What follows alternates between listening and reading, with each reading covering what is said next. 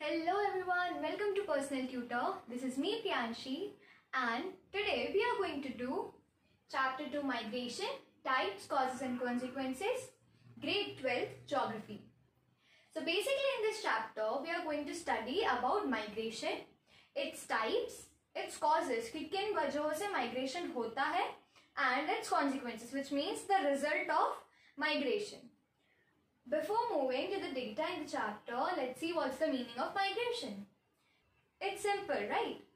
Because migration simply means movement of an individual or a group from one area to another. यानी किसी भी individual या किसी एक इंसान का या एक ग्रुप का मूवमेंट किसी एक एरिया से दूसरे एरिया में, उसको हम बोलते हैं migration. Now, in our book, it is given that an official migrant count happened in 1881 census. As we all know what census is simply the count of population. Now, as we know that first census took place in 1872, लेकिन ये complete नहीं हो पाया था. And the first full census was conducted in 1881. 1881 में जो census हुआ था जिसमें माइग्रेशन काउंट हुआ था, उसमें सिर्फ बर्थ के प्लेस पर माइग्रेशन काउंट किया गया था. बर्थ के प्लेस पर यानी कैसे? अब बर्थ कहाँ पर हुआ है और अब आप कहाँ रह रहे हो? Are you still living on the same place where you were born or have you been shifted from that place and now living to any other area? लेकिन उसके बाद जो फर्स्ट मॉडिफिकेशन हुआ था इस काउंट को करने के लिए was adding of duration of residence. Now also place of birth was there, but one more thing was added, that was duration of residence.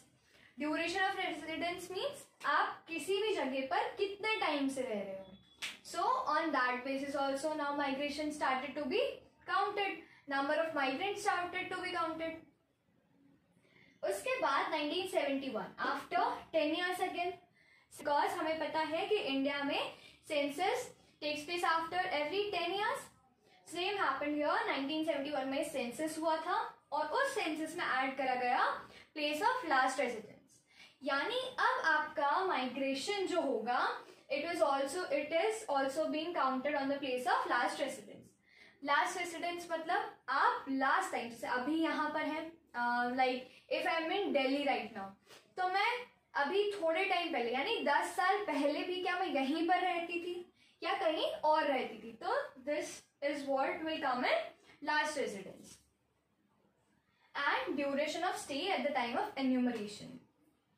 Enumeration means process of counting. यानी जब census counting हो रही है तब जब मुझसे पूछा जाएगा कि आप इतने टाइम पहले कहाँ थे, so I need to tell them कि my last residence was this place और that place. In 81 reason for migration was also added to this. तो अब माइग्रेशन के हमारे पास क्या क्या हो गए? Birth, residence and reason for movement. तो ये चीज तो हमारे पास पहले से थी and this two things were also added in migration, in actually the counting of migration. Now why we need to know और the government need to know about migrants. Government need to know about all of them so that they can understand why are people moving from one place to another. मतलब ऐसा क्या वजह है, ऐसी क्या वजह है जिसके कारण लोगों को एक जगह से दूसरी जगह मूव करना है. दूसरी बात कि उनको ऐसी कौन सी फैसिलिटीज हम प्रोवाइड करा सकते हैं या कौन से एरियाज ज्यादा क्राउडेड हो रहे हैं माइग्रेंट्स के कारण. तो इन सब चीजों को जानने के लिए government should keep a check on migration. Now, according to 2001 census, India में माइग्रेशन काउंट दो बेस पे होता है, place of birth and place of last residence. और इसी सेंसस के अकॉर्डिंग पॉपुलेशन जब इंडिया की थी 1029 मिलियन पीपल, उनमें से 307 मिलियन यानी इसका 30% people moved out of place of birth, and 350 million, that is 31% of this people were counted migrated on the place of last residence. मतलब प्लेस ऑफ बर्थ के basis पर, यानी जब माइग्रेशन काउंट हुआ तब पता चला कि जो लोग हैं, place of birth, let's say it's Delhi, let's say my place of birth is Delhi. Now for some reason I moved to Rajasthan. So my birthplace is Delhi and I moved to Rajasthan. So this was on place of birth, and on this basis around 30% of 1029 million people moved from their place of birth to another residence. B is place of residence. Now my place of residence is Rajasthan. Now after some time, for my job, let's say for my job I need to move from Rajasthan to, let's say, Gujarat. So my last residence was Rajasthan, but now it is Gujarat.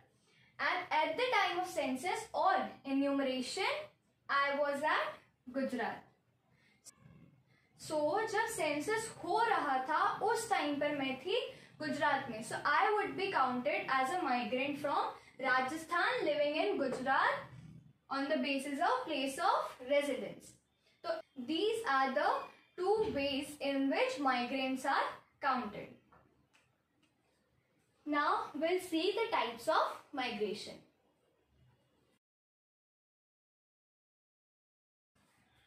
Okay, so now moving on to types of migration. अभी हमने देखा कि migration क्या होता है, और ये भी देखा कि माइग्रेशन को किस किस टाइप से काउंट किया जाता था, on the place of birth and second on the place of last residence. अगर आपने अपनी जगह चेंज करी है तो वहां पर आपसे सेंसस के टाइम क्वेश्चंस किए जा सकते हैं कि व्हाट वाज द रीजन, आपने क्यों माइग्रेट करा था, कहाँ से माइग्रेट करा था. अगर आपने किसी डिस्ट्रिक्ट को चेंज करा है तो उसका नाम, और अगर आपने इंटरनेशनल माइग्रेशन करा है तो आपकी कंट्री का नाम. Now will see types of migration. Types of migration क्या, हमने ये देख लिया कि माइग्रेशन क्या होता है, मूवमेंट होता है, लेकिन ये मूवमेंट भी दो टाइप का होता है, इमिग्रेशन एंड एमिग्रेशन. इमिग्रेशन मतलब कहीं पर आना, और एमिग्रेशन यानी कहीं से जाना. जैसे ये है दिल्ली और ये था हमारा राजस्थान.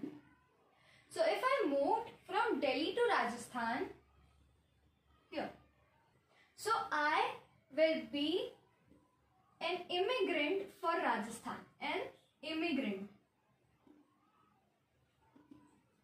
राजस्थान के लिए मैं क्या हो जाऊंगी, एक इमिग्रेंट, और वहीं दिल्ली के लिए मैं क्या हो जाऊंगी, एमिग्रेंट, क्योंकि मैंने दिल्ली को छोड़ा. तो जहां से निकली उसको बोलते हैं एमिग्रेशन, और जहां पर गई उसको बोलते हैं इमिग्रेशन. अब इन दोनों के बेसिस पर इंटरनल और इंटरनेशनल माइग्रेशंस होते हैं, कि लोग कंट्री भी चेंज करते हैं. कई लोग इंटरनेशनल यानी कंट्री चेंज करना, इंटरनल यानी एक ही कंट्री के अंदर एक जगह से दूसरी जगह पर जाना. तो कहीं पर भी अगर हम जगह बदलेंगे तो वहां पर इमिग्रेशन और इमिग्रेशन होगा, और इमिग्रेशन एमिग्रेशन से हमारे आते हैं इंटरनेशनल और इंटरनल माइग्रेशंस. अब आता है स्ट्रीम्स ऑफ माइग्रेशन. स्ट्रीम्स यानी फ्लो ऑफ पीपल. ठीक है, कि किस तरह से लोग एक जगह से दूसरी जगह, कौन कौन सी जगह होती है इंटरनल माइग्रेशन के अंदर जहां पर लोग मूव करते हैं. तो इसमें पहली स्ट्रीम होती है हमारी रूरल टू रूरल माइग्रेशन, यानी किसी एक विलेज से दूसरे विलेज में गए तो इसको ये आया तो किसके अंदर, इंटरनल, क्योंकि एक ही स्टेट है, एक ही स्टेट के अंदर आपने दो जगह बदली, कंट्री भी एक ही है, इसीलिए हुआ इंटरनल. और ये स्ट्रीम कैसे हुई, because there is a flow of people in this. तो एक होता है रूरल टू रूरल, दूसरा होता है रूरल टू अर्बन। जैसे आप किसी विलेज से टाउन में शिफ्ट हो गए या किसी सिटी में शिफ्ट हो गए, उसको बोलेंगे rural to urban. Next is urban to rural and fourth is urban to urban. Now to understand these streams we use two more words which are intrastate and interstate।